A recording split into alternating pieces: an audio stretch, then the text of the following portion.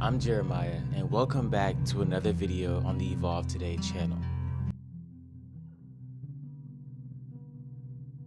Now, for my OGs, for my longtime viewers, you recognize this space. I know you do.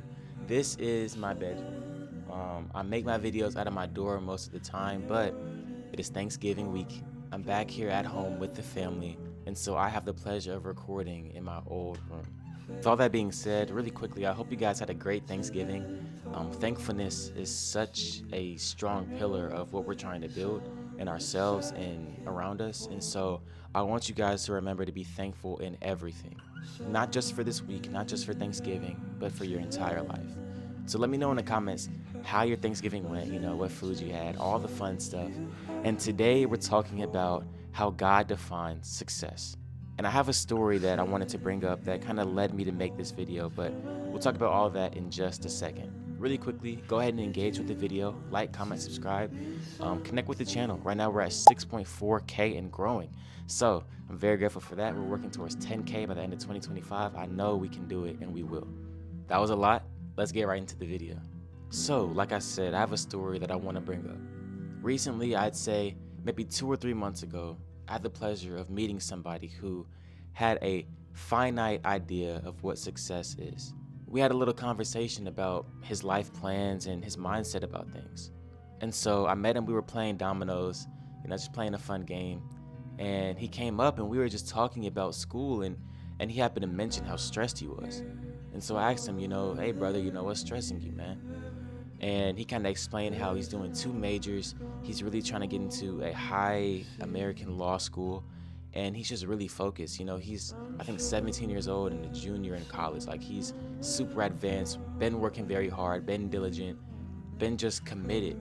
But he kind of felt like he's always been forced to play that role by expectations from family and these burdens and responsibilities placed on him. And he basically said, word for word, he said that he cannot be happy until he's fulfilled his schooling, until he's gotten his degree. Until then, he just has to run himself ragged and just work himself to the ground. And so I sat and I asked him, and I said, what is something in your life that you can be happy about right now? I asked this general question, very genuine, very open and wholesome. I just wanted to know, what's one thing in your life that you can be happy about right now? And he sat there and he just thought for a long time, and he genuinely responded saying, I can't think of anything. And that broke my heart. It truly did, because it really just emphasized the point that God kind of revealed to me over these past few months, is that working hard and trying to achieve everything in your own power and just focusing on results and materials will never satisfy you. They will never bring you joy or happiness.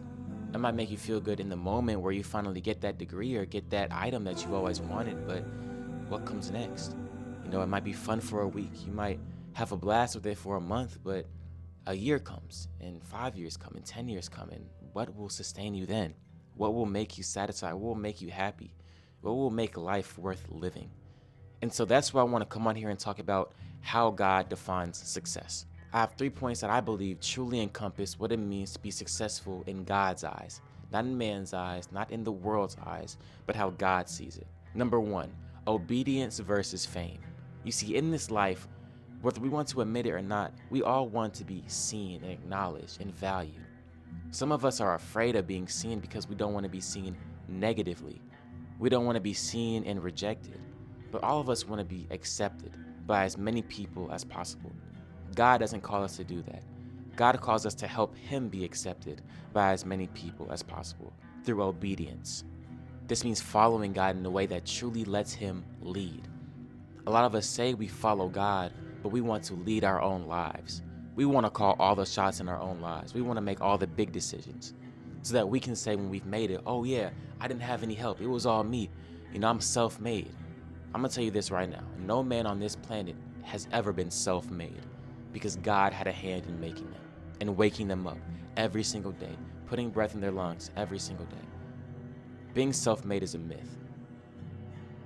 We have to relinquish control and relinquish ego. And when we do that, we can truly allow God to step in and lead our lives through obedience. When he says to do something, don't be like Jonah, man. I don't know if y'all heard the story of Jonah and the whale, but this dude, Jonah, got a calling from God and ran in the exact opposite direction. I mean, God, you say go that way? All right, cool. And runs in the opposite direction. No joke. And eventually God has a whale swallow him. He's in the belly of a whale for 3 days until he finally says, you know what, God, I'll do what you've asked me. I apologize. And he goes and does what God commanded him. Don't be like that, man. Don't make God force you to relinquish control, to lean on him, to listen to him when he calls you. Step into obedience, because God doesn't want to do anything that will stop you from growth and from reaching his purpose for you, which is always good. Trust that. Number 2, living according to God's purpose versus power and control. This kind of ties into my last point, man. We want to have a hand in everything, but that's not what God's calling us to do. We want to drive the car and call the turns and the stops, but God has the map. God has the directions. Sometimes in our mind, the longest path to get to where we need to be is the one that we think is the best, but God has a shortcut. Our ETA is 10 years, God's can be 2 months. Our ETA is 5 months, God's can be 2 days. But we have to give him the wheel and trust that he'll get us to our destination on time, maybe before. Number 3 is faithfulness versus wealthiness.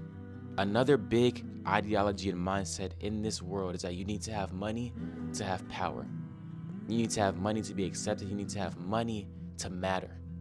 But I'm going to sit here and tell you right now that money does not define you. I've met a bunch of people with a lot of money, but their heart is far from God. And it destroys relationships. It destroys opportunity. It destroys blessings that God wants to bring them. And I'm not saying these people are beyond saving, but I'm saying that they're breaking their own bridges, all because they idolize money. God is calling us into faithfulness, knowing and trusting and believing that he will provide no matter what situation, no matter what environment. God has never failed me yet. There's been some times I missed a meal. There's been some times where I didn't know how things were going to end up for me. There's been some times where I was so scared I wanted to cry. But God has been faithful. And I stand here today anointed and blessed with purpose. So I'm going to sit here and tell you with absolute confidence that faithfulness will always beat having the newest shoes. Will always be looking good for everybody else. Why do we want to look good for people, man? Who are we trying to look good for? Yes, I want to dress nice. Yes, I want to smell good. Yes, I want to have good hygiene. But I'm not doing that for approval. I'm doing that out of respect for myself and the one who gave me this body. It's not all about looking good for others, man. I want to please my Father. Faithfulness over wealthiness. And altogether, I want you to know that God's idea of success is living a life that honors him and impacts the kingdom. How can you use what God has given you to impact the kingdom, to grow his following, to help people become saved and draw near to him? You can.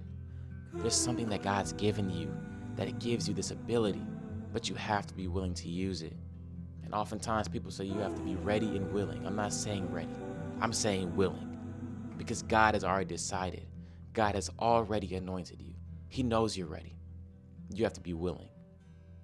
That's what I have for you guys today. Remember, God's idea of success is far from what this world says success is. So run towards his ideals, run towards his intention for you. I hope this video helped you. If it did, let me know in the comment section. I love to get on this camera and talk to you guys, man. It's been a minute. We're getting right back to the daily uploads. I had to enjoy some Thanksgiving time with the family, but we're back now, and I'm grateful to be. With all that being said, let's continue to grow, change, and evolve, not just today, but every day. I'll see you in the next video.